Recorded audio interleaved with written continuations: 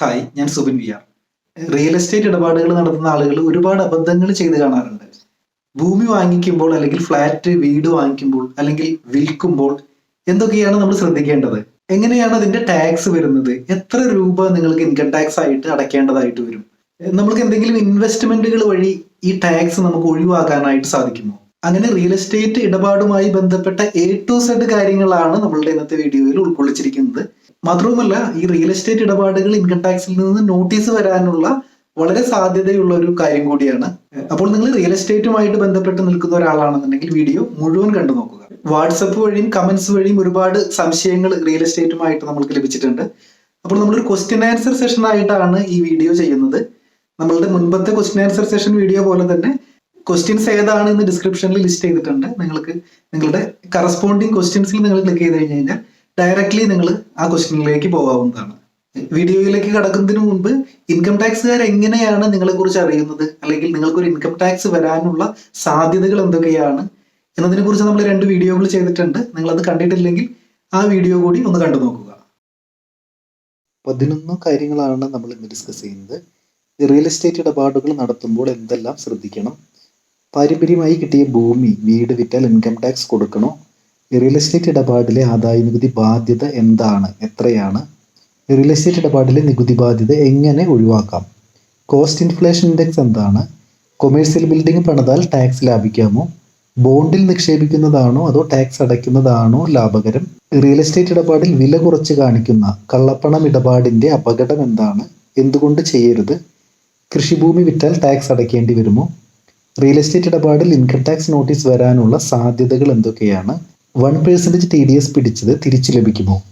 ഇത്രയും കാര്യങ്ങളാണ് നമ്മൾ ഇന്ന് ഡിസ്കസ് ചെയ്യുന്നത്.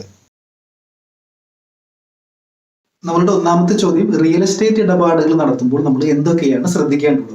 2015 ജൂൺ മുതലുള്ള ഇൻകം ടാക്സിലെ ഒരു ഭേദഗതി പ്രകാരം റിയൽ എസ്റ്റേറ്റ് ഇടപാടുകളിലൂടെയുള്ള പണം, പ്രതിഫലം നിങ്ങൾക്കൊരു ബാങ്കിങ് ചാനലിലൂടെ മാത്രമാണ് കൊടുക്കാനായിട്ട് സാധിക്കുക. അതിന് ലിമിറ്റ് വെച്ചിരിക്കുന്നത് 20,000 രൂപയാണ്. നമുക്ക് എല്ലാവർക്കും അറിയാം, 20,000 രൂപയിൽ കൂടുതൽ ഒരു റിയൽ എസ്റ്റേറ്റ് ട്രാൻസാക്ഷൻ എന്തായാലും ഉണ്ടായിരിക്കും.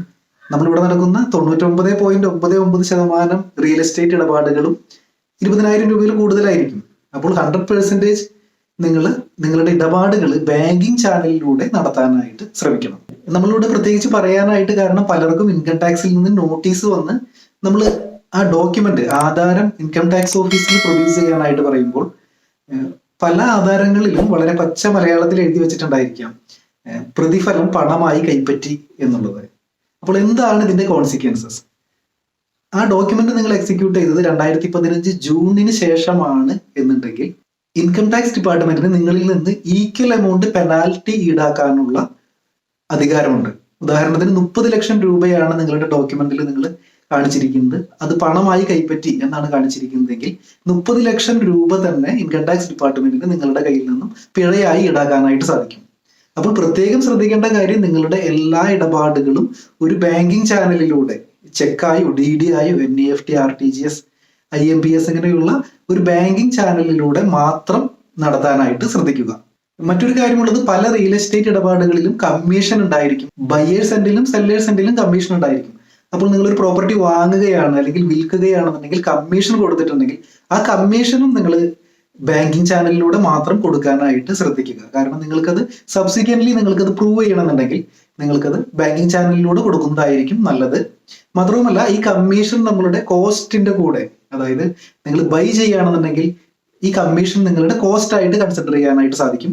മാത്രമല്ല, നിങ്ങൾ സെൽ ചെയ്യുകയാണെന്നുണ്ടെങ്കിൽ, നിങ്ങൾ 60 ലാക്സിനാണ് നിങ്ങൾ സെൽ ചെയ്തിരിക്കുന്നത്, 1.2 ലാക്സ് നിങ്ങൾ കമ്മീഷൻ ആയിട്ട് കൊടുത്തിട്ടുണ്ട്. അപ്പൊ net consideration 60 lakhs minus 1.2 lakhs ആണ് നിങ്ങൾക്ക് കയ്യിൽ ലഭിച്ചത് എന്നുള്ള കണക്ക് നമ്മൾ കൊടുത്താൽ മതി. അപ്പോൾ ഇപ്പോഴും അത് പ്രൂവ് ചെയ്യാനായിട്ട് നിങ്ങൾ അതൊരു ബാങ്കിങ് ചാനലിലൂടെ കൊടുക്കാനായിട്ട് ശ്രദ്ധിക്കുക.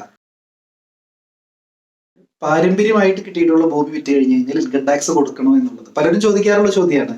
നമ്മൾ മുൻപ് പല വീഡിയോസിലും പറഞ്ഞിട്ടുള്ളതാണ്, ഈ പാരമ്പര്യം ഇൻകം ടാക്സുകാരും തമ്മിൽ പ്രത്യേകിച്ച് വലിയ ബന്ധമൊന്നുമില്ല. അപ്പൊ അതുകൊണ്ട് തന്നെ പാരമ്പര്യത്തിന് വലിയ റോളൊന്നുമില്ല. നിങ്ങൾക്ക് നിങ്ങളുടെ അച്ഛനോ മുത്തച്ഛനിൽ നിന്നും കിട്ടിയ ഭൂമിയാണെങ്കിൽ പോലും നിങ്ങൾ അത് വിൽപ്പന നടത്തി ലാഭം കിട്ടിക്കഴിഞ്ഞ് കഴിഞ്ഞാൽ നിങ്ങൾ അതിൽ നിന്ന് ടാക്സ് കൊടുക്കേണ്ടതായിട്ട് വരും. അപ്പോൾ ഇൻകം ടാക്സുകാർ എപ്പോഴും നോക്കുന്നത് ലാഭം എന്നുള്ളൊരു ആംഗിളാണ്. അപ്പൊ നിങ്ങൾക്ക് ലാഭം ഉണ്ടെങ്കിൽ നിങ്ങൾ ആ ലാഭത്തിന്റെ ടാക്സ് കൊടുക്കേണ്ടതായിട്ട് വരും. പാരമ്പര്യത്തിന് പ്രത്യേകിച്ച് റെലവൻസ് ഒന്നുമില്ല. റിയൽ എസ്റ്റേറ്റ് ഇടപാടിലെ ആദായ നികുതി ബാധ്യത എന്താണ് അല്ലെങ്കിൽ എങ്ങനെയാണ്? ആദായ നികുതി നിയമപ്രകാരം ഒരു റിയൽ എസ്റ്റേറ്റ് വസ്തുവിനെ, അതായത് സ്ഥലം, വീട് അല്ലെങ്കിൽ ഫ്ലാറ്റ്, അങ്ങനെയുള്ള ഇമ്മൂവബിൾ പ്രോപ്പർട്ടീനെ ഒരു ക്യാപിറ്റൽ അസറ്റ് ആയിട്ടാണ് കൺസിഡർ ചെയ്തിരിക്കുന്നത്. അപ്പോൾ നിങ്ങൾ ഈ ക്യാപിറ്റൽ അസറ്റ് എത്ര സമയം കൈവശം വെച്ചു എന്നതിനനുസരിച്ചാണ് ഇതിന്റെ ടാക്സേഷനിലേക്ക് പോകുന്നത്. 2 കാറ്റഗറികളായിട്ടാണ് ആദായ നികുതി വകുപ്പ് പ്രകാരം ഇതിനെ കാറ്റഗറൈസ് ചെയ്തിരിക്കുന്നത്. Long term asset, short time asset. നിങ്ങളൊരു വസ്തു 2 വർഷത്തിൽ കൂടുതൽ കൈവശം വെച്ചിട്ടുണ്ടെങ്കിൽ അതിനെ ലോങ് ടൈം അസറ്റ് എന്നാണ് ക്ലാസിഫൈ ചെയ്യുന്നത്. 2 വർഷത്തിൽ കുറവാണെന്നുണ്ടെങ്കിൽ അതിനെ ഷോർട്ട് ടൈം അസറ്റ് എന്നാണ് ക്ലാസിഫൈ ചെയ്യുന്നത്. അപ്പോൾ ലോങ് ടൈം അസറ്റ് വിറ്റ് കിട്ടുന്ന ലാഭത്തിന് ലോങ് ടൈം ക്യാപിറ്റൽ ഗെയിൻ എന്നും, ഷോർട്ട് ടൈം അസറ്റ് ആയിട്ട് വിറ്റ് കിട്ടുകയാണെന്നുണ്ടെങ്കിൽ അതിനെ ഷോർട്ട് ടൈം ക്യാപിറ്റൽ ഗെയിൻ എന്നാണ് ഇൻകം ടാക്സിൽ പറയുന്നത്. ഇതിന്റെ പ്രത്യേകിച്ച് ഇങ്ങനെ ഒരു കാറ്റഗറൈസേഷൻ കൊണ്ടുവരാനുള്ള കാരണം ഇതിന്റെ രണ്ടിന്റെയും ടാക്സ് റേറ്റുകൾ വേറെ വേറെയാണ്. അതിന്റെ കമ്പ്യൂട്ടേഷനും കുറച്ച് വ്യത്യാസങ്ങളുണ്ട്. ലോങ് ടൈം ക്യാപിറ്റൽ അസറ്റ് ആണെന്നുണ്ടെങ്കിൽ 20% അതിന്റെ ടാക്സ് റേറ്റ് വരുന്നത്.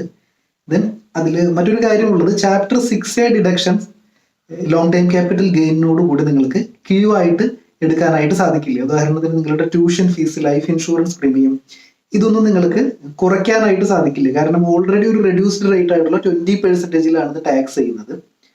അത് മാത്രമല്ല, ഒരു ഇൻഡെക്സേഷൻ ബെനിഫിറ്റ് നിങ്ങൾക്ക് ലോങ് ടൈം ക്യാപിറ്റൽ അസറ്റ് ആണെന്നുണ്ടെങ്കിൽ നിങ്ങൾക്ക് അത് എടുക്കാനായിട്ട് സാധിക്കും. എന്താണ് ഇൻഡെക്സേഷൻ എന്ന് നമ്മൾ അടുത്ത ഡീറ്റെയിൽ ആയിട്ട് പറയുന്നുണ്ട്. ഇനി എന്താണ് ഷോർട്ട് ടൈം? ഷോർട്ട് ടൈം ആണെന്നുണ്ടെങ്കിൽ അത് 2 വർഷത്തിൽ കുറവാണെന്നുണ്ടെങ്കിലാണ് അതിനെ ഷോർട്ട് ടൈം എന്ന് പറയുന്നത്. അതിന്റെ ടാക്സ് റേറ്റ് എന്ന് പറയുന്നത്, അതിന് പ്രത്യേകിച്ച് ഒരു ടാക്സ് റേറ്റ് ഇല്ല. നിങ്ങളുടെ നോർമൽ സ്ലാബ് റേറ്റിൽ തന്നെയാണ് അത് ടാക്സ് ചെയ്യുന്നത്. ഉദാഹരണത്തിന് നിങ്ങൾക്ക് 6 ലക്ഷം രൂപയാണ് നിങ്ങളുടെ വരുമാനം. അതിൽ നിങ്ങൾക്ക് ഒരു വസ്തുവിൽ നിന്ന് 50 ലക്ഷം രൂപയ്ക്ക് വാങ്ങി ദെൻ 55 ലക്ഷം രൂപയ്ക്ക് വിറ്റ നിങ്ങളുടെ വസ്തുവിൽ 5 ലക്ഷം രൂപ നിങ്ങൾക്ക് ലാഭമുണ്ട്. അപ്പോൾ 6 ലക്ഷം പ്ലസ് 5 ലക്ഷം 11 ലക്ഷമാണ് നിങ്ങളുടെ ടോട്ടൽ ഇൻകം ആയിട്ട് വരുന്നത്. ആ ടോട്ടൽ ഇൻകം സ്ലാബ് റേറ്റുകളിൽ ഉദാഹരണത്തിന് 5 ലക്ഷം വരെ 5%, ദെൻ 5 മുതൽ 10 വരെ 20%, 10-ന് മുകളിൽ 30% എന്നുള്ള സാധാരണ റേറ്റിലാണ് ഷോർട്ട് ടൈം ക്യാപിറ്റൽ ഗെയിനുകൾ ടാക്സ് ചെയ്യുന്നത്. മാത്രവുമല്ല, അതിന് ചാപ്റ്റർ 6A ഡിഡക്ഷൻസ് അവൈലബിൾ ആണ്. കുട്ടികളുടെ ട്യൂഷൻ ഫീസ്, ഇൻവെസ്റ്റ്മെന്റുകൾ, അങ്ങനെയുള്ള deductions short time capital gain against നിങ്ങൾക്ക് അവൈലബിൾ ആണ്. മറ്റൊരു കാര്യമുള്ളത്, ഇൻഡെക്സേഷൻ ബെനിഫിറ്റ് ഈ ഷോർട്ട് ടൈം ക്യാപിറ്റൽ ഗെയിനിന് നിങ്ങൾക്ക് എടുക്കാനായിട്ട് സാധിക്കില്ല. കാരണം ഒരു ലെസ് ദാൻ 2 ഇയേഴ്സ് ആണ് നിങ്ങളത് ഹോൾഡ് ചെയ്യുന്നുള്ളൂ. അപ്പോൾ അവിടെ ഇൻഡെക്സേഷന് വലിയ പ്രസക്തി ഇല്ല. എന്താണ് കോസ്റ്റ് ഇൻഫ്ലേഷൻ ഇൻഡെക്സ് എന്ന് നമുക്കൊന്ന് നോക്കാം.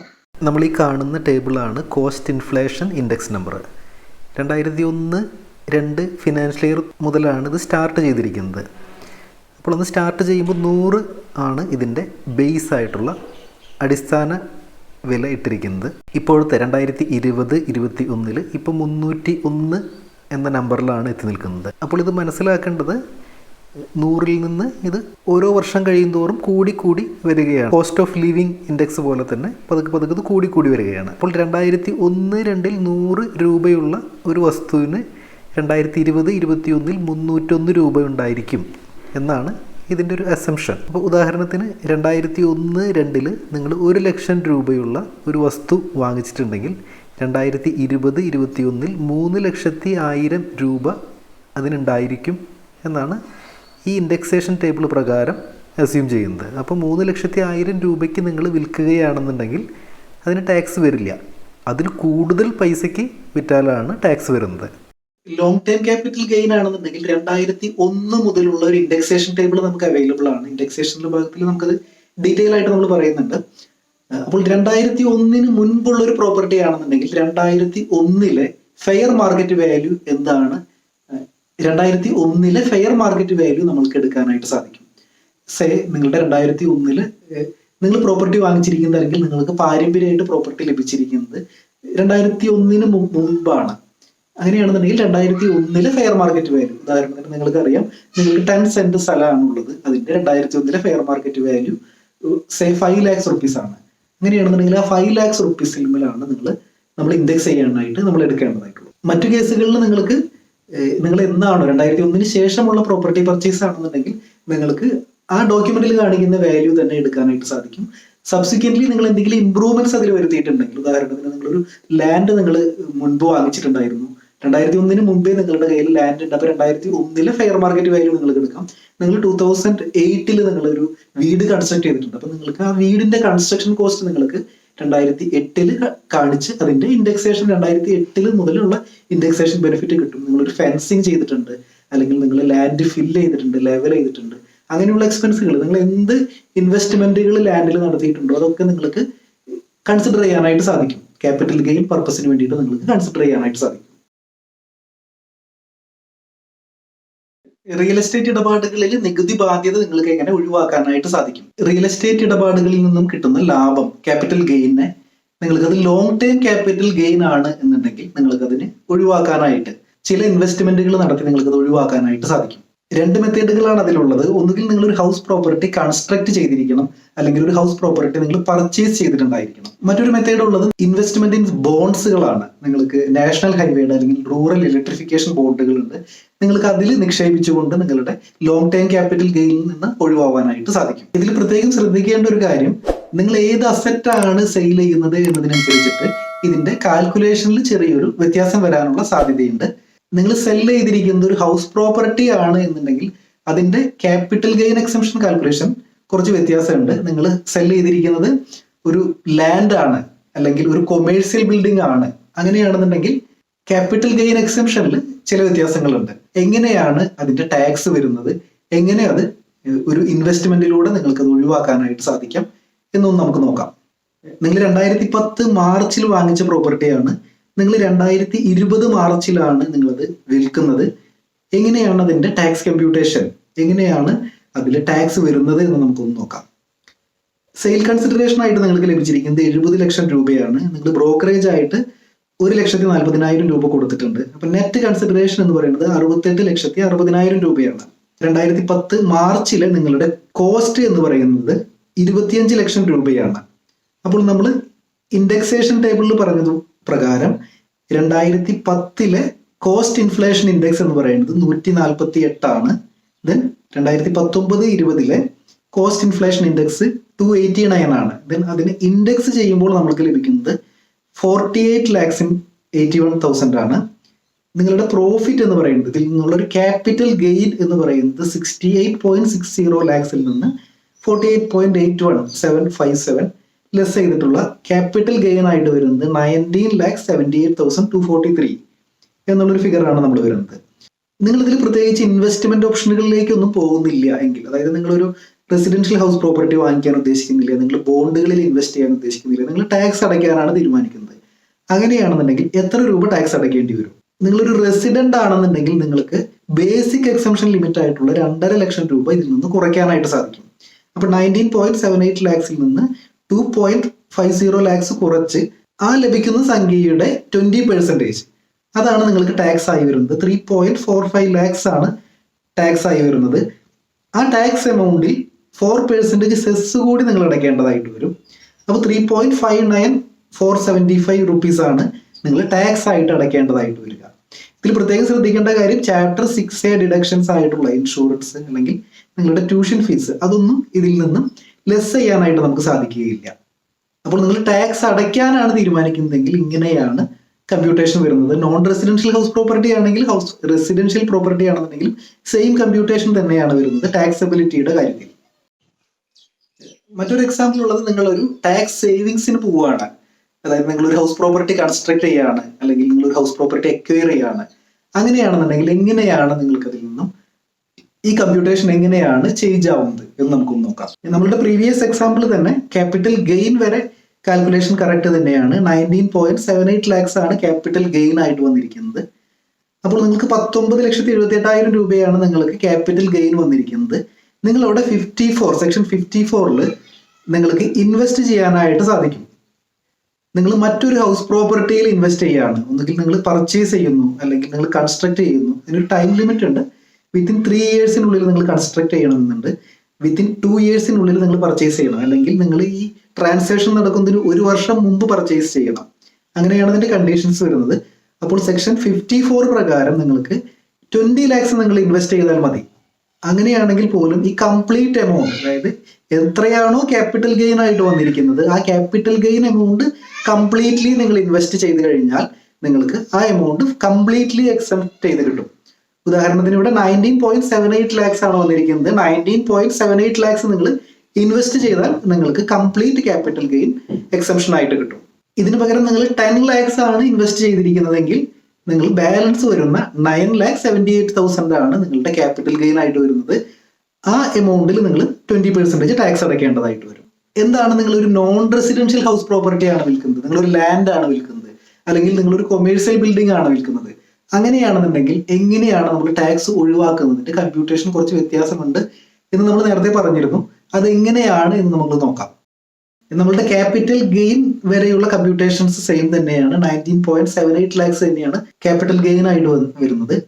നമ്മളിവിടെ ഇൻവെസ്റ്റ് ചെയ്യുന്നത് 54F ഇൻവെസ്റ്റ്മെന്റ് ആണ് നമ്മൾ പറയുന്നത്. ആ സെക്ഷനിലാണ് നമുക്ക് എക്സംഷൻ ലഭിക്കുന്നത്. അപ്പോൾ ഇവിടെ ഒരു വ്യത്യാസം വരുന്നത്, നിങ്ങൾ സെൽ ചെയ്തിരിക്കുന്നത് ലാൻഡ് അല്ലെങ്കിൽ നോൺ റെസിഡൻഷ്യൽ ഹൗസ് പ്രോപ്പർട്ടി ആണ്. അതുകൊണ്ട് തന്നെ ഒരു പ്രൊപ്പോർഷനേറ്റ് ബേസിലാണ് നിങ്ങളുടെ ഫർദർ ഇൻവെസ്റ്റ്മെന്റുകളിൽ നിങ്ങൾക്ക് റിഡക്ഷൻ ലഭിക്കുകയുള്ളൂ. ഉദാഹരണത്തിന് നിങ്ങൾക്ക് ഇവിടെ ക്യാപിറ്റൽ ഗെയിൻ ആയിട്ട് വന്നിരിക്കുന്നത് 19.78 lakhs ആണ്. നിങ്ങൾ ഇൻവെസ്റ്റ് ചെയ്യുന്നത് നിങ്ങൾക്ക് കിട്ടിയ 70 lakhsന്റെ 50% ആണ് നിങ്ങൾ ഇൻവെസ്റ്റ് ചെയ്യുന്നത്. അങ്ങനെയാണെന്നുണ്ടെങ്കിൽ ആ പ്രൊപ്പോർഷനേറ്റ് എമൗണ്ട് മാത്രമാണ് നിങ്ങൾക്ക് എക്സംഷൻ ആയിട്ട് ലഭിക്കുന്നത്. 10.09 lakhs ആണ് നിങ്ങൾക്ക് എക്സംഷൻ ആയിട്ട് ലഭിക്കുന്നത്. അതിന്റെ കമ്പ്യൂട്ടേഷൻ വരുന്നത് 68.60 lakhs ആണ് നമ്മൾക്ക് നെറ്റ് കൺസിഡറേഷൻ ആയിട്ട് ആഫ്റ്റർ ബ്രോക്കറേജ് നിങ്ങൾക്ക് ലഭിച്ചിരിക്കുന്നത്. അതിൽ 35 lakhs ആണ് നിങ്ങൾ ഇൻവെസ്റ്റ് ചെയ്തിരിക്കുന്നത്.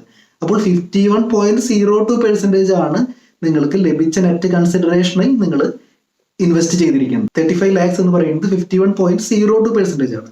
അപ്പോൾ എത്രയാണോ ക്യാപിറ്റൽ ഗെയിനിലൂടെ 19.78 lakhs ആണ്, അതിന്റെ 51.02% മാത്രമാണ് നിങ്ങൾക്ക് എക്സംഷൻ ആയിട്ട് ലഭിക്കുന്നത്. അതായത് 10.09 lakhs മാത്രമാണ് എക്സംഷൻ ലഭിക്കുന്നത്. ബാക്കിയുള്ള 9.68 lakhs ടാക്സബിൾ ക്യാപിറ്റൽ ഗെയിൻ ആണ്. നിങ്ങൾ അതിൽ ടാക്സ് അടയ്ക്കേണ്ടതായിട്ട് വരും. നിങ്ങൾക്ക് 54EC ബോണ്ട് വഴി വീണ്ടും അത് ഇൻവെസ്റ്റ് ചെയ്ത് എക്സംഷൻ എടുക്കാം. പക്ഷെ നിങ്ങൾ ഇൻവെസ്റ്റ് ചെയ്യുന്നില്ല എങ്കിൽ ഈ 9.68 lakhsൽ നിങ്ങൾ ടാക്സ് അടയ്ക്കേണ്ടതായിട്ട് വരും. 20% അവിടെയും നിങ്ങൾക്ക് ബേസിക് എക്സംഷൻ അപ്ലിക്കബിൾ ആണ്. നിങ്ങൾ റെസിഡന്റ് ആണെന്നുണ്ടെങ്കിൽ നിങ്ങൾക്ക് ബേസിക് എക്സംഷൻ കിട്ടും. 2.50 lakhs ബേസിക് എക്സംഷൻ ലഭിക്കും. ദെൻ അതിന്റെ 1.43 lakhsനടുത്താണ് ടാക്സ് വരുന്നത്. സെസ് 4% സെസ് ഉണ്ട്. ദെൻ ടോട്ടൽ 1.50 lakhsന്റെ അടുത്താണ് നിങ്ങൾക്ക് ടാക്സ് അടയ്ക്കേണ്ടതായിട്ട് വരുന്നത്. നിങ്ങൾ ഹൗസ് പ്രോപ്പർട്ടിയിൽ ഇൻവെസ്റ്റ് ചെയ്യുന്നതിന് പകരം നിങ്ങൾക്ക് 54EC ബോണ്ടുകൾ ഉണ്ട്, നാഷണൽ ഹൈവേ ബോണ്ടുകൾ ഉണ്ട്, റൂറൽ ഇലക്ട്രിഫിക്കേഷൻ ബോണ്ടുകൾ ഉണ്ട്. നിങ്ങൾക്ക് അതിൽ ഇൻവെസ്റ്റ് ചെയ്യാവുന്നതാണ്. ഇൻട്രസ്റ്റ് റേറ്റ് കമ്പാരിറ്റീവ്ലി വളരെ കുറവാണ്. 5% ആണ് ഇപ്പോൾ പ്രസന്റ് ഇൻട്രസ്റ്റ് റേറ്റ് ഉള്ളത്. 5 years ലോക്ക് ഇൻ ഉണ്ട്. നിങ്ങൾ ഇൻവെസ്റ്റ് ചെയ്ത് കഴിഞ്ഞാൽ 5 വർഷത്തേക്ക് ലോക്ക് ഇൻ പീരീഡ് ഉണ്ട്. അത് കഴിഞ്ഞാലാണ് നിങ്ങൾക്ക് അത് ക്യാഷ് ചെയ്യാനായിട്ട് സാധിക്കുകയുള്ളൂ. എന്താണ് നിങ്ങൾ ഇൻവെസ്റ്റ് ചെയ്ത് കഴിഞ്ഞാൽ എന്ത് സംഭവിക്കുമെന്ന് നമുക്ക് നോക്കാം. നമ്മളുടെ കമ്പ്യൂട്ടേഷന്റെ ക്യാപിറ്റൽ ഗെയിൻ വരെയുള്ള കമ്പ്യൂട്ടേഷനുകളെല്ലാം സെയിം തന്നെയാണ്. 19.78 lakhs ആണ് നിങ്ങൾക്ക് ക്യാപിറ്റൽ ഗെയിൻ ആയിട്ട് വന്നിരിക്കുന്നത്. നിങ്ങൾ 54EC ഇൻവെസ്റ്റ്മെന്റ് ചെയ്യേണ്ടത് 20 lakhs. എത്രയാണോ ക്യാപിറ്റൽ ഗെയിൻ വരുന്നത് അത്ര തന്നെ നിങ്ങൾ ഇൻവെസ്റ്റ് ചെയ്താൽ മതി. ഇപ്പൊ 20 lakhs ഇൻവെസ്റ്റ് ചെയ്ത് കഴിഞ്ഞാൽ ഇവിടെ കംപ്ലീറ്റ്ലി നിങ്ങൾക്ക് അത് എക്സംഷൻ ആയിട്ട് കിട്ടും. നമ്മൾ നേരത്തെ സൂചിപ്പിച്ചതുപോലെ നിങ്ങൾ 10 lakhs ആണ് ഇൻവെസ്റ്റ് ചെയ്തിരിക്കുന്നതെങ്കിൽ ബാക്കിയുള്ള 9.78 lakhsന് നിങ്ങൾ ടാക്സ് അടച്ചാലായിട്ട് മതി. ഇവിടെയും ഇത് ലോങ് ടൈം ആയതുകൊണ്ട് തന്നെ ചാപ്റ്റർ 6A ഡിഡക്ഷൻസ് നിങ്ങൾക്ക് അവൈലബിൾ അല്ല. അപ്പോൾ എങ്ങനെ നമുക്ക് ടാക്സ് സേവ് ചെയ്യാം, ഇൻവെസ്റ്റ്മെന്റ് ഇൻ ഹൗസ് പ്രോപ്പർട്ടി അല്ലെങ്കിൽ ബോണ്ടുകൾ വഴി എങ്ങനെ ടാക്സ് സേവ് ചെയ്യാം എന്ന് നമ്മൾ കണ്ടു കഴിഞ്ഞു. പല ആളുകളും ഒരു ഹൗസ് പ്രോപ്പർട്ടിയിൽ ഇൻവെസ്റ്റ് ചെയ്യാനായിട്ട് ചിലപ്പോൾ താല്പര്യം കാണിക്കാറില്ല. അപ്പോൾ അവർ ചോദിക്കുന്ന ഒരു ചോദ്യമാണ്, ബോണ്ടിൽ ഇൻവെസ്റ്റ് ചെയ്യുന്നതാണോ അതോ ടാക്സ് അടയ്ക്കുന്നതാണോ ലാഭം എന്ന് പലരും ചോദിക്കാറുള്ള ഒരു കാര്യമാണ്. അപ്പോൾ നമ്മൾക്ക് അങ്ങനെ ഒരു അനാലിസിസിലേക്ക് ഒന്ന് നോക്കാം. ടാക്സ് അടച്ചാൽ എന്ത് സംഭവിക്കും, നിങ്ങൾ ബോണ്ടിൽ ഇൻവെസ്റ്റ് ചെയ്താൽ എന്ത് സംഭവിക്കും, ഏതാണ് ലാഭകരം എന്ന് നമുക്കൊന്ന് നോക്കാം. നമ്മളുടെ പ്രീവിയസ് എക്സാമ്പിൾ തന്നെയാണ് നമ്മൾ എടുക്കുന്നത്. 68.60 lakhs ആണ് നമുക്ക് നെറ്റ് കൺസിഡറേഷൻ ആയിട്ട് ലഭിച്ചിരിക്കുന്നത്. ദെൻ നമ്മൾ ഫസ്റ്റ് ഓപ്ഷൻ നമ്മൾ ബോണ്ടിൽ ഇൻവെസ്റ്റ് ചെയ്യുകയാണ്. 20 lakhs ഇൻവെസ്റ്റ് ചെയ്താൽ ക്യാപിറ്റൽ ഗെയിൻ എക്സംഷൻ നമുക്ക് എടുക്കാനായിട്ട് സാധിക്കുന്നു. നമ്മൾ എക്സാമ്പിളിൽ കണ്ടു കഴിഞ്ഞു. അപ്പോൾ നിങ്ങൾ ഫസ്റ്റ് ഓപ്ഷനിൽ നിങ്ങൾ 20 lakhs നിങ്ങൾ ബോണ്ടിൽ നിക്ഷേപിക്കുകയാണ്. ഇത് 5 year ലോക്ക് ഇൻ ബോണ്ടുകളാണ്. ഇൻട്രസ്റ്റ് റേറ്റ് ഇപ്പോൾ 5% ആണ് ഇപ്പോൾ ലഭിക്കുന്നത്. ഇപ്പോൾ 5 year ലോക്ക് ഇൻ ആണെന്നുണ്ടെങ്കിൽ ഓൺ മെച്യൂരിറ്റിയിൽ നിങ്ങൾക്ക് 25% ആണ് റിട്ടേൺ ആയിട്ട് ലഭിക്കുക. 5 into 5% into 5 years. Then on മെച്യൂരിറ്റിയിൽ നിങ്ങൾക്ക് ഇൻട്രസ്റ്റ് ആയിട്ട് 5 lakhs ലഭിക്കുന്നു. Then total on maturity 20 lakhs principal plus 5 lakhs interest, 25 lakhs നിങ്ങളുടെ കയ്യിൽ ഉണ്ടായിരിക്കും. ബോണ്ടിൽ നിന്ന് നിങ്ങളുടെ കയ്യിൽ 68.60 lakhs ഉണ്ടായിരുന്നതിൽ നിന്ന് നിങ്ങൾ 20 lakhs ബോണ്ടിലേക്ക് ഇൻവെസ്റ്റ് ചെയ്തു. ബാലൻസ് ഉള്ളത് 48.60 lakhs ആണ്. അത് നിങ്ങൾ ഏറ്റവും സെക്യൂർഡ് ആയിട്ടുള്ള ഒരു ഇൻവെസ്റ്റ്മെന്റ് ഓപ്ഷനിൽ നിക്ഷേപിക്കുകയാണ്. ഇപ്പോൾ ട്രഷറി ഡെപ്പോസിറ്റ്സ് മോസ്റ്റ് സെക്യൂർഡ് ആണ്. 8.5% ഇൻട്രസ്റ്റ് റേറ്റ് ലഭിക്കുന്നുണ്ട്. നിങ്ങൾ ട്രഷറി ഡെപ്പോസിറ്റ്സിലാണ് ഇട്ടിരിക്കുന്നത്. 5 ഇയേഴ്സ് പീരീഡിലാണ് നിങ്ങൾ ഇട്ടിരിക്കുന്നത്. അങ്ങനെയാണെന്നുണ്ടെങ്കിൽ ഫോർ 5 ഇയേഴ്സ് നിങ്ങൾക്ക് 42.5% റിട്ടേൺ ആയിട്ട് നിങ്ങൾക്ക് ലഭിക്കും. ദെൻ നിങ്ങൾക്ക് ഇൻട്രസ്റ്റ് റേറ്റ് ലഭിക്കുന്നത് 20.65 lakhs ആണ്. ദെൻ ടോട്ടൽ ആയിട്ട് ലഭിക്കുന്നത് വിത്ത് പ്രിൻസിപ്പൽ 69.25 lakhs ആണ് ലഭിക്കുന്നത്. അപ്പോൾ ആഫ്റ്റർ 5 ഇയേഴ്സ് നിങ്ങളുടെ ബോണ്ടിൽ നിന്നുള്ള നിങ്ങളുടെ 25 lakhs പ്ലസ് നിങ്ങളുടെ ട്രഷറി ഡെപ്പോസിറ്റ് എന്നുള്ള 69.25 lakhs അടക്കം ടോട്ടൽ നിങ്ങൾക്ക് ആഫ്റ്റർ 5 ഇയേഴ്സ് നിങ്ങൾ എൻഡ് അപ്പ് ചെയ്യുന്നത് 94.25 lakhsലാണ് നിങ്ങൾ എൻഡ് അപ്പ് ചെയ്യുന്നത്. ഇനി അടുത്ത ഓപ്ഷൻ നിങ്ങൾ ബോണ്ടിൽ ഇൻവെസ്റ്റ് ചെയ്യുന്നില്ല, പകരം നിങ്ങൾ ടാക്സ് അടയ്ക്കാൻ തീരുമാനിക്കുകയാണ്. അങ്ങനെയാണെന്നുണ്ടെങ്കിൽ നെറ്റ് കൺസിഡറേഷൻ 68.60 lakhs തന്നെ നിങ്ങൾ ടാക്സ് അടയ്ക്കുകയാണ്. അപ്പോൾ അത് കാരണം അത്രയും ക്യാഷ് നിങ്ങളുടെ കയ്യിൽ നിന്നും ഔട്ട്ഫ്ലോ ആയിട്ടുണ്ടാവും. 3.59 lakhs നിങ്ങൾ ടാക്സ് അടയ്ക്കുന്നു. ബാലൻസ് നിങ്ങളുടെ കയ്യിലുള്ളത് 65 lakhs ആണ്. സെയിം ഇൻവെസ്റ്റ്മെന്റ് ഓപ്ഷനിൽ തന്നെയാണ് നിങ്ങൾ ഇൻവെസ്റ്റ് ചെയ്യുന്നത്. 8.50 lakhs ട്രഷറി ഡെപ്പോസിറ്റ്സ് ആണ്. നിങ്ങൾക്ക് 5 ഇയേഴ്സ് റിട്ടേൺ എന്ന് പറയുന്നത് 42.5% റിട്ടേൺ ഉണ്ട്. ഇൻട്രസ്റ്റ് 27.62 lakhs ആണ്. ദെൻ വിത്ത് പ്രിൻസിപ്പൽ നിങ്ങൾക്ക് ആഫ്റ്റർ 5 ഇയേഴ്സ് 92.63 lakhs ആണ് നിങ്ങൾക്ക് ലഭിക്കുന്നത്. അപ്പോൾ നമ്മളുടെ ഒരു കൺക്ലൂഷൻ എന്ന് പറയുന്നത് നിങ്ങൾക്ക് ബോണ്ടിൽ ഇൻവെസ്റ്റ് ചെയ്യുന്നതാണ് നല്ലത് എന്നാണ് നമ്മൾ ഇവിടെ കൺക്ലൂഡ് ചെയ്യുന്നത്. കാരണം 1.62 lakhs നിങ്ങൾക്ക് എക്സസ് ആയിട്ട് നിങ്ങൾക്ക് ലഭിക്കുന്നുണ്ട്. അപ്പോൾ ഈ കമ്പ്യൂട്ടേഷനിൽ എപ്പോഴും വേരിയബിൾ ആയിട്ടുള്ള രണ്ട് കാര്യങ്ങൾ നിങ്ങൾ എപ്പോഴും കൺസിഡർ ചെയ്യണം. കാരണം ഇതിൽ ബോണ്ടിന്റെ ഇൻട്രസ്റ്റ് റേറ്റും നിങ്ങളുടെ ആൾട്ടർനേറ്റീവ് ഇൻട്രസ്റ്റ് റേറ്റും വളരെ ക്രൂഷ്യൽ ആയിട്ടുള്ള കാര്യങ്ങളാണ്. അതിന് ബേസ് ചെയ്തിട്ടാണ് ഈ കമ്പ്യൂട്ടേഷൻ നിൽക്കുന്നത്. അപ്പോൾ നിങ്ങളൊരു ബ്ലാങ്ക് ഡിസിഷൻ, ഇതിനൊരു റൂൾ ഓഫ് തമ്പ് മെത്തേഡ് ആയിട്ട് കാണരുത്. ഇൻട്രസ്റ്റ് റേറ്റുകൾ കൺസിഡർ ചെയ്തിട്ട് വേണം ഇത്തരം കാൽക്കുലേഷൻസ് നോക്കാനായിട്ട്. ഏത് പോയിന്റിലാണ് ഇത് ബ്രേക്ക് ഈവൺ ആവുന്നത് എന്ന് കൂടി നമുക്കൊന്ന് നോക്കാം. ഒരു പർട്ടിക്കുലർ പോയിന്റിൽ നിങ്ങൾ ബോണ്ടിൽ ഇൻവെസ്റ്റ് ചെയ്യുന്നതും നിങ്ങൾ ടാക്സ് അടയ്ക്കുന്നതും ഒരു സെയിം റിസൾട്ടിലേക്ക് നിങ്ങൾ എത്തും. അത് ഏത് പോയിന്റ് ആണ് എന്ന് നമുക്ക് നോക്കാം. നമ്മുടെ ട്രഷറി ഡെപ്പോസിറ്റ്സിന്റെ ഇൻട്രസ്റ്റ് റേറ്റ് 10.48% ആണ് എന്നുണ്ടെങ്കിൽ നമ്മൾ എൻഡ് അപ്പ് ചെയ്യുന്നത് രണ്ട് മെത്തേഡും ഈക്വൽ ആയിട്ട് തന്നെയാണ്. ആഫ്റ്റർ 5 ഇയേഴ്സ് നിങ്ങൾ 99.06 lakhs ആണ് ബോണ്ടിൽ ഇൻവെസ്റ്റ് ചെയ്താലും നിങ്ങൾ ടാക്സ് അടച്ചാലും നിങ്ങൾക്ക് എത്തിച്ചേരുന്നത്. അപ്പോൾ 10.48% എന്ന് പറയുന്നത് ഒരു ബ്രേക്ക് ഈവൺ ഇൻട്രസ്റ്റ് റേറ്റ് ആണ്. അപ്പോൾ നിങ്ങൾക്ക് അതിൽ കൂടുതലാണ് നിങ്ങൾക്ക് ഇൻട്രസ്റ്റ് റേറ്റ് നിങ്ങളുടെ ആൾട്ടർനേറ്റീവ് ഓപ്ഷനിൽ നിങ്ങൾക്ക് ലഭിക്കുന്ന ഇൻട്രസ്റ്റ് റേറ്റ് 12% അല്ലെങ്കിൽ 11% നിങ്ങൾക്ക് ഇൻട്രസ്റ്റ് ലഭിക്കുന്നു എന്ന് കരുതുക. അങ്ങനെയാണെന്നുണ്ടെങ്കിൽ നിങ്ങൾ ടാക്സ് അടച്ചു പോകുന്നതായിരിക്കും കുറച്ചും കൂടി ബെറ്റർ ആയിട്ടുള്ള ഓപ്ഷൻ. നമ്മൾ മുൻപ് പറഞ്ഞതുപോലെ ഈ ഇൻട്രസ്റ്റ് റേറ്റിന് ബേസ് ചെയ്തിട്ടാണ് ഇതിന്റെ കമ്പ്യൂട്ടേഷൻ എടുക്കുന്നത്. അപ്പോൾ നിങ്ങളത് എപ്പോഴും ഒരു ഡിസിഷൻ എടുക്കുമ്പോൾ ആ ഇൻട്രസ്റ്റ് റേറ്റ് എപ്പോഴും കൺസിഡർ ചെയ്യാനായിട്ട് ശ്രദ്ധിക്കുക. പലരും ചോദിക്കാറുള്ള ഒരു ചോദ്യമാണ് കൊമേഴ്സ്യൽ ബിൽഡിംഗ് പണിതാൽ നിങ്ങളൊരു റിയൽ എസ്റ്റേറ്റ് ട്രാൻസാക്ഷൻ നടത്തി കഴിഞ്ഞതിന് ശേഷം നിങ്ങൾ കൊമേഴ്സ്യൽ ബിൽഡിംഗ് പണിതാൽ നിങ്ങൾക്ക് ടാക്സ് സേവ് ചെയ്യാനായിട്ട് സാധിക്കുമോ എന്നുള്ളത്. അത് സാധ്യമല്ല. സെക്ഷൻ 54 ആയാലും സെക്ഷൻ 54F ആയാലും നിങ്ങളൊരു റെസിഡൻഷ്യൽ ഹൗസ് പ്രോപ്പർട്ടി ബിൽഡ് ചെയ്താൽ മാത്രമേ അല്ലെങ്കിൽ അക്വയർ ചെയ്താൽ മാത്രമേ നിങ്ങൾക്ക് എക്സംഷൻ ലഭിക്കുകയുള്ളൂ. അപ്പോൾ ഒരു കൊമേഴ്സ്യൽ പ്രോപ്പർട്ടി പണിതാൽ നിങ്ങൾക്ക് അതിന് എക്സംഷൻ ലഭിക്കുകയില്ല. മറ്റൊരു ചോദ്യമാണ്, നിങ്ങളാണ് ലാൻഡ് വിറ്റിരിക്കുന്നത്, നിങ്ങളുടെ ഫർദർ ഇൻവെസ്റ്റ്മെന്റ് എക്സംഷൻ ലഭിക്കാനായിട്ട് നിങ്ങളുടെ പേരിൽ തന്നെ ഇൻവെസ്റ്റ്മെന്റുകൾ നടത്തണോ എന്നാണ് പലപ്പോഴും ചോദിക്കാറുള്ളത്. നിങ്ങളുടെ പേരിൽ തന്നെ ഇൻവെസ്റ്റ്മെന്റ് നടത്തിയാൽ മാത്രമാണ് നിങ്ങൾക്ക് എക്സംഷൻ ക്ലെയിം ചെയ്യാനായിട്ട് സാധിക്കുകയുള്ളൂ. ഉദാഹരണത്തിന് നിങ്ങളുടെ പ്രോപ്പർട്ടിയാണ് വിറ്റിരിക്കുന്നത്, നിങ്ങൾ ഇൻവെസ്റ്റ്മെന്റ് നടത്തിയിരിക്കുന്നത് ജോയിന്റ് ഓണർഷിപ്പിലാണെന്നുണ്ടെങ്കിൽ 50% ആണ് നിങ്ങളുടെ അതിന്റെ ഓണർഷിപ്പ് എന്നുണ്ടെങ്കിൽ ആ 50% മാത്രമാണ് നമ്മളുടെ എക്സംഷന് വേണ്ടി നമുക്ക് കൺസിഡർ ചെയ്യാനായിട്ട് സാധിക്കുകയുള്ളൂ. റിയൽ എസ്റ്റേറ്റുമായിട്ട് ബന്ധപ്പെട്ട് പലരും ചെയ്യാറുള്ള ഒരു കാര്യമാണ് ബ്ലാക്ക് മണി ട്രാൻസാക്ഷൻസ്. അല്ലെങ്കിൽ നിങ്ങളുടെ ഡോക്യുമെന്റിൽ ഒരു വാല്യൂ കാണിക്കും, നിങ്ങളത് റിയൽ ആയിട്ട് നടത്തുന്ന ഒരു ട്രാൻസാക്ഷന്റെ എമൗണ്ട് അതിൽ കൂടുതലായിരിക്കും. 20 lakhs നിങ്ങൾ ഡോക്യുമെന്റിൽ കാണിക്കുന്നത്, 50 lakhs ആണ് നിങ്ങൾ അതിന്റെ ഒരു റിയൽ ട്രാൻസാക്ഷൻ നടന്നിരിക്കുന്നത്. എന്താണ് അതിന്റെ അപകടം? എന്ത് നഷ്ടമാണ് നിങ്ങൾക്ക് അതിൽ നിന്നും വരാനായിട്ടിരിക്കുന്നത്? അപ്പോൾ വിവേകമുള്ള ഒരാളും ഒരു ബ്ലാക്ക് മണി ട്രാൻസാക്ഷൻസ് നടത്താതിരിക്കുക. കാരണം എന്താണ് ഇതിന്റെ അപകടം, എത്രത്തോളം നഷ്ടം നിങ്ങൾക്ക് അതിൽ നിന്നും സംഭവിക്കുമെന്ന് നമുക്കൊന്ന് കണ്ടു നോക്കാം. നമ്മൾ ഈ കാണുന്ന എക്സാമ്പിള് മാർച്ച് 2010 നിങ്ങൾ ഒരു പ്രോപ്പർട്ടി പർച്ചേസ് ചെയ്തിരിക്കുകയാണ്. ആക്ച്വലി അതിന്റെ വാല്യൂ എന്ന് പറയുന്നത് 50 lakhs rupees ആണ്. 50 ലക്ഷം രൂപയാണ് നിങ്ങൾ കൊടുത്തിരിക്കുന്നത്. നിങ്ങൾ ഡോക്യുമെന്റിൽ കാണിച്ചിരിക്കുന്നത് 20 lakhs മാത്രമാണ്. അപ്പൊ ഡോക്യുമെന്റിൽ 20 lakhs ആണ്, നിങ്ങളുടെ റിയൽ ട്രാൻസാക്ഷൻ നടന്നിരിക്കുന്നത് 50 lakhs നിങ്ങൾ 2020 മാർച്ചിൽ 10 വർഷത്തിന് ശേഷം നിങ്ങളത് സെല്ല് ചെയ്യാണ്. അപ്പോൾ സെല്ല് ചെയ്യുമ്പോൾ നിങ്ങൾക്ക് 1 crore rupees നിങ്ങൾ സെല്ല് ചെയ്യുന്നത്. നിങ്ങൾ ഫസ്റ്റ് കോളം നോക്കിക്കഴിഞ്ഞാൽ നിങ്ങൾക്ക് അതിന്റെ അപകടം മനസ്സിലാക്കാനായിട്ട് സാധിക്കും. കാരണം നിങ്ങൾ 50 ലാക്സിനാണ് നിങ്ങൾ ആ പ്രോപ്പർട്ടി റിയൽ ആയിട്ട് നിങ്ങൾ എടുത്തിരിക്കുന്നതെങ്കിൽ പോലും നിങ്ങളുടെ ഡോക്യുമെന്റിലെ വാല്യൂ മാത്രമാണ് നിങ്ങൾക്ക് ഇൻഡെക്സ് ചെയ്യാനായിട്ട് സാധിക്കുകയുള്ളൂ. അപ്പൊ ഇൻഡെക്സ്ഡ് കോസ്റ്റ് ആയിട്ട് വരുന്നത് 39 ലാക്സ് മാത്രമാണ്. അതായത് കോസ്റ്റ് എന്ന് പറയുന്നത് 20 lakhs division 148 2010 indexation value into 289 2020 indexation value. അപ്പോൾ 39 ലാക്സ് മാത്രമാണ് ഇൻഡെക്സ്ഡ് കോസ്റ്റ് ആയിട്ട് വരുന്നത്. അവിടെ ക്യാപിറ്റൽ ഗെയിൻ ആയിട്ട് വരുന്നത് 60 ലാക്സ് ആണ്, 61 ലാക്സ് ആണ് നിയർലി ക്യാപിറ്റൽ ഗെയിൻ ആയിട്ട് വരുന്നത്. നിങ്ങൾ ടാക്സ് അടയ്ക്കേണ്ടി വരുന്നത് 12.18 ലാക്സ് ആണ് നിങ്ങൾ ടാക്സ് അടയ്ക്കേണ്ടതായിട്ട് വരുന്നത്. നിങ്ങൾ ഒരു പക്ഷേ നിങ്ങൾ 10 വർഷം മുമ്പ് നിങ്ങൾ കംപ്ലീറ്റ് എമൗണ്ട് നിങ്ങൾ ഡോക്യുമെന്റിൽ കാണിച്ചിരുന്നുവെങ്കിൽ എന്ത് സംഭവിക്കുമായിരുന്നു എന്ന് നമുക്ക് നോക്കാം. 50 ലാക്സ് ആണ് നിങ്ങളുടെ കംപ്ലീറ്റ് എമൗണ്ട് നിങ്ങൾ കാണിച്ചിട്ടുണ്ട്, 50 ലാക്സ് ആണ്. സെയിൽ വാല്യൂ 1 crore rupees ആണ്. അവിടെ ഇൻഡെക്സ്ഡ് കോസ്റ്റ് ഓഫ് അക്വിസിഷൻ വരുന്നത് നിങ്ങൾക്ക് 50 ലാക്സ് തന്നെ നിങ്ങൾക്ക് എന്ത് ചെയ്യാനായിട്ട് സാധിക്കും, നിങ്ങൾക്ക് ഇൻഡെക്സ് ചെയ്യാനായിട്ട് സാധിക്കും. 97 ലാക്സ് ആണ് ഇൻഡെക്സ്ഡ് കോസ്റ്റ് ആയിട്ട് വരുന്നത്. അപ്പോൾ ക്യാപിറ്റൽ ഗെയിൻ ആയിട്ട് വരുന്നത് 2.36 ലാക്സ് ആണ്.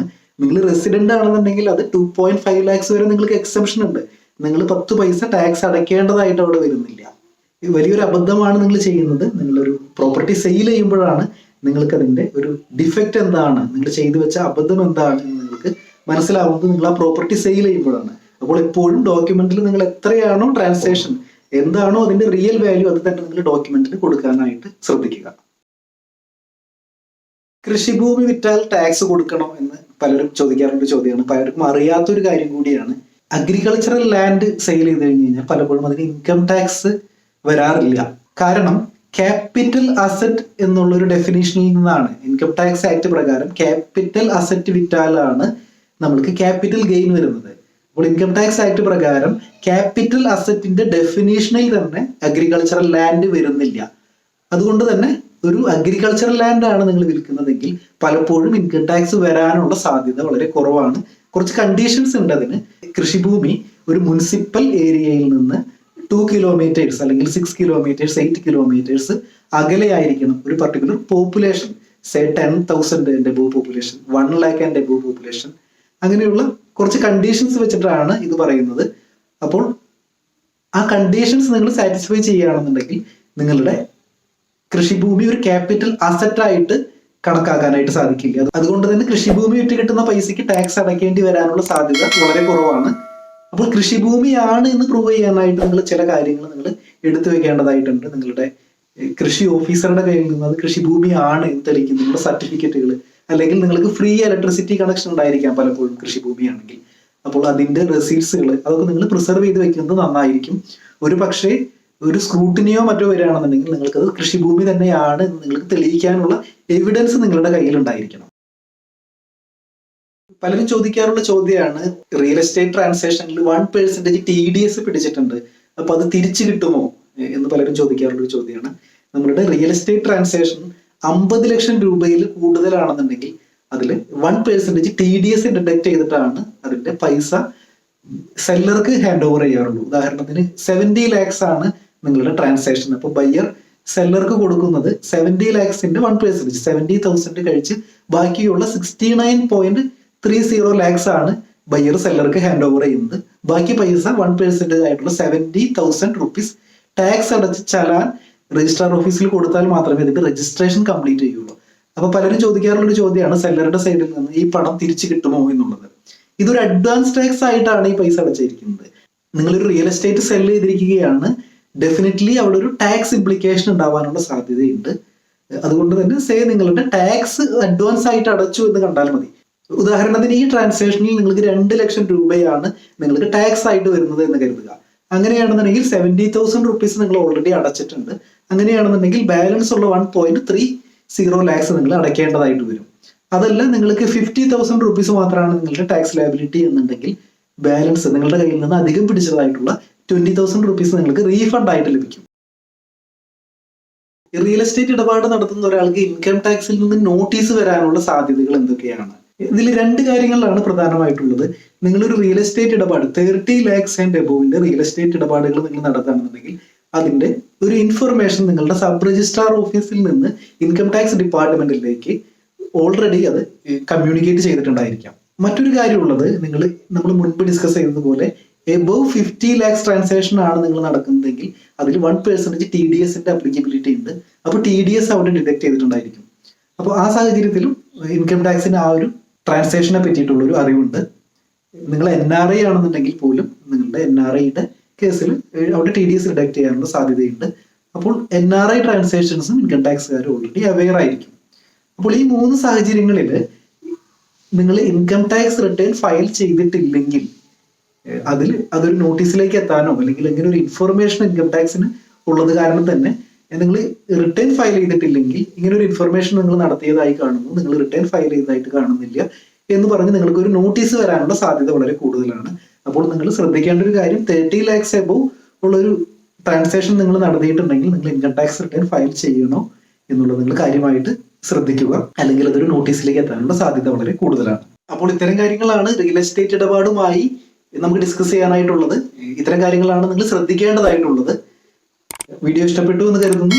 ഇതുപോലുള്ള മറ്റു വീഡിയോസ് കാണാനായിട്ട് നമ്മുടെ ചാനൽ സബ്സ്ക്രൈബ് ചെയ്യുക. നിങ്ങൾക്ക് പുതിയ വീഡിയോസിന്റെ നോട്ടിഫിക്കേഷൻ ലഭിക്കാനായിട്ട് ബെൽ ഐക്കൺ പ്രസ് ചെയ്യുക. മറ്റൊരു വീഡിയോ ആയിട്ട് വീണ്ടും കാണാം. Thanks for watching.